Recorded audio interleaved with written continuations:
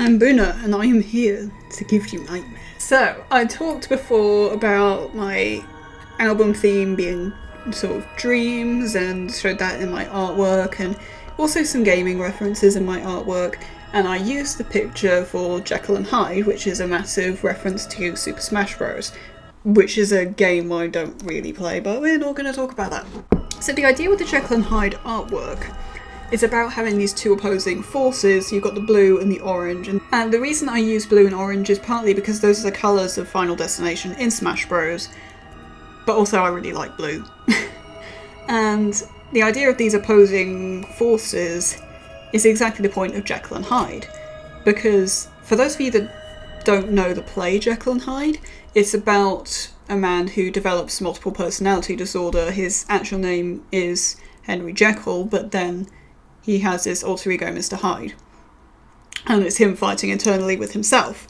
And I actually went to see a performance of Jekyll and Hyde a long time ago now, but the song actually originates before then, so we're not going to talk about the performance I saw, although it was very, very good. I had this dream. I don't really want to talk about the exact details because genuinely this really bothered me. It really, really bothered me. So I'm going to try and keep some of the details out, but of all the places I could be, I was in this water park. I know, it's like really random.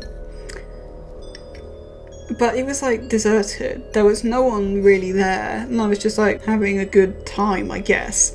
And then when it got to like time I was like gonna leave, and I walked out, and I knew full well, even though I hadn't seen this in my dream, when I was walking into the like water park, it was like in this square, and the square had been like bustling with people. Like there were tons and tons and tons of people there. It was like you had like the 1 square foot of ground to yourself. But when I went out, it was deserted. It was still like daytime. It was like 3 in the afternoon or something. And I had this sense of just impending doom. Like really, really strongly. The sort of doom you can imagine if you could look up and see a bomb, like a nuclear bomb falling towards yourself. It was that. And then I heard this breathing. It's like low, slow, heavy breathing. And I turn around slowly. This is not something I would do in real life. I'd have a completely different reaction. But I turned around slowly, and I just saw this man.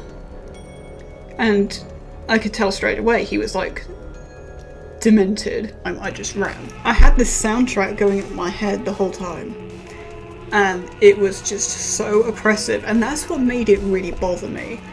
It was like being chased by the body of a man. Like you knew he wasn't really right, and it was the soundtrack that really got me about it, because it was so oppressive and it bothered me.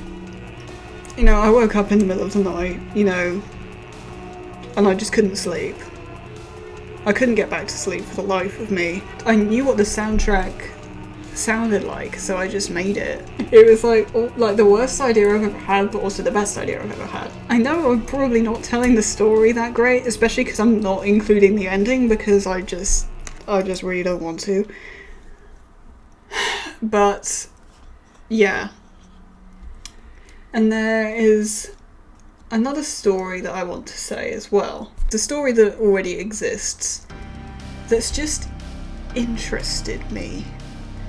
And I kind of talked about this in my artwork references video as well, my gaming references, because it's the other artwork.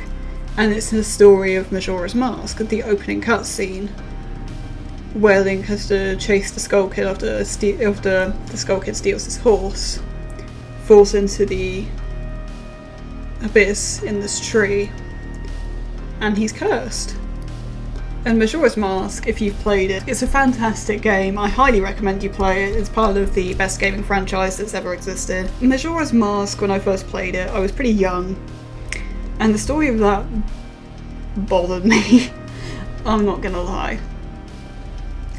So I thought that having those two stories together would be really cool. I don't think I've got much more to say than that. So I guess I'm going to leave off here.